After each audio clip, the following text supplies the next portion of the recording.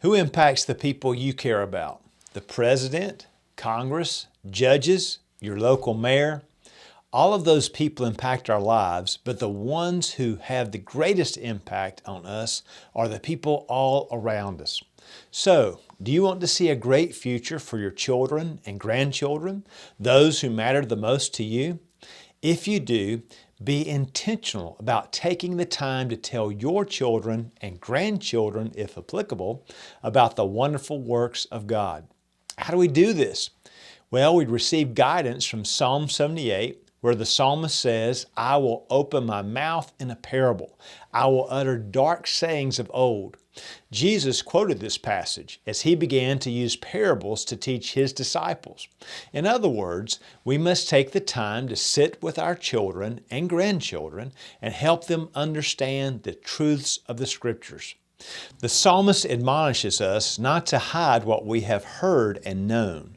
Instead, make known the praises of the Lord, or teach your children why the Lord should be praised. Help them to see that the only real hope is that which is found in God. The psalmist also wants us to teach our children about the danger of forgetting the works of God and of being stubborn and rebellious by using examples throughout the rest of the psalm of how Israel failed. These are lessons that are very difficult to pass on outside of the home. So the psalmist also says to impress upon your children the importance of telling their children and grandchildren. Stressing the importance of passing on the faith will emphasize how important these truths are in our own lives. After all, we must have something personally to be able to pass it on.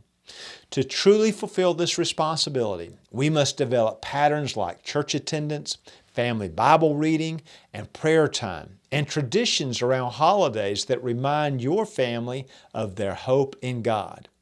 Only by doing so can we be effective in our charge of passing on our faith to the next generation.